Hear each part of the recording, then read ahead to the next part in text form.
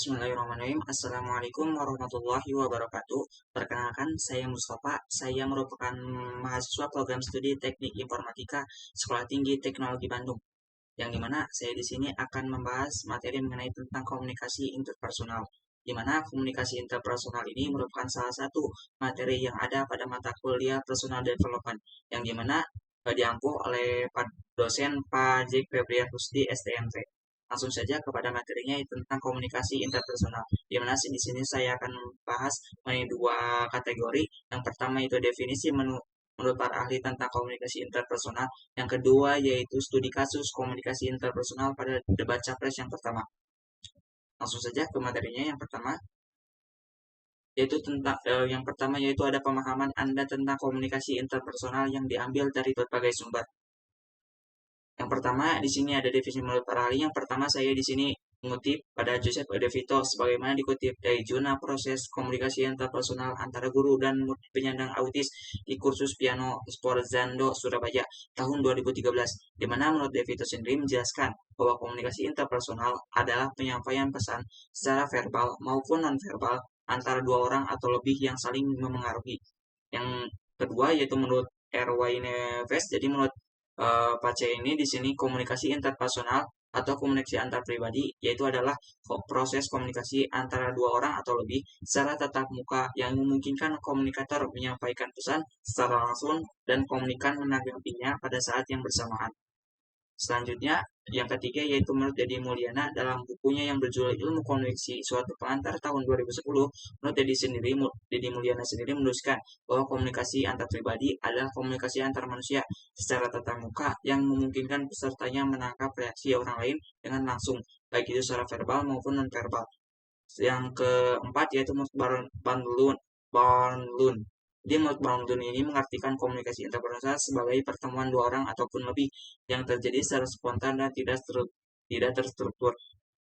Yang kelima dan yang terakhir yaitu menurut Everett M. Rogers. Jadi menurut Rogers sendiri komunikasi interpersonal adalah komunikasi dari mulut ke mulut yang terjadi dalam interaksi tatap muka antar beberapa individu.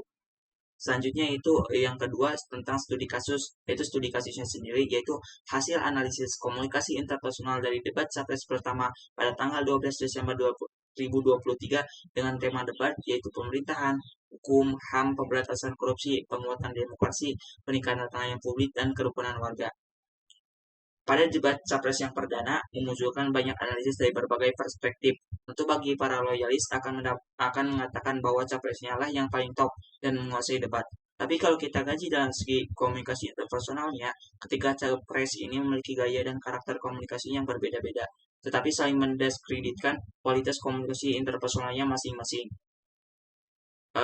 Di sini capres nomor urut 1 menurut Anies Rashid Baswedan, di mana untuk komunikasi interpersonalnya yaitu konsisten dengan karakter logika berpikir yang baik, narasi yang terstruktur, retorika yang mempesona, paradigma yang komprehensif dan holistik, dan artikulasi juga yang tepat. Jadi public speakingnya memang yang paling baik dari semua capres. Dia juga sangat menguasai topik pembahasan dan selalu punya argumentasi jika diserang atau disudutkan dengan isu-isu negatif tentang dirinya, yaitu seperti contohnya IKN, polusi Jakarta, intoleransi, dan lain-lain.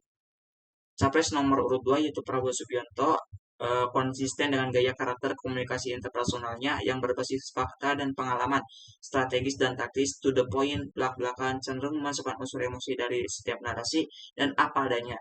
Ketika disangkut dengan isu HAM dan putusan MK, dia langsung defensif dan responnya cenderung belak-belakan. Capres nomor urut 3 yaitu Ganjar Pranowo, jadi konsisten dengan gaya komunikasi interpersonalnya khas motivator dan birokratis, berbasis data lapangan, argumentasinya datar, tetapi tetap tajam dengan mudah dimengerti, dan terpenting artikulasi dan ekspresi debatnya tegas, dialogis, dan tetap menghargai perbedaan pendapat dan pandangan. Ketika diserang dengan isu di Jawa Tengah seperti kemiskinan, pengangguran, wadas, dan lain-lain, jawabannya cukup argumentatif dan melihat masalah lebih komprehensif.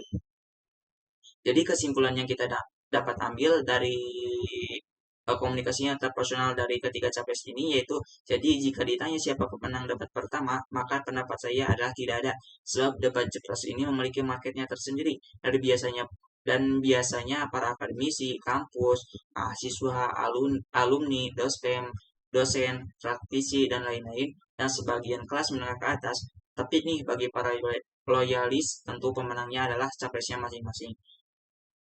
Mungkin itu saja materi yang bisa saya bahas ataupun saya sampaikan mengenai komunikasi interpersonal, yaitu tentang definisi menurut para ahli dan studi kasus yaitu tentang komunikasi interpersonal pada debat capres yang pertama. Kurang dan lebihnya mohon maaf. Billahi taufiq walhidayah. Wassalamualaikum warahmatullahi wabarakatuh.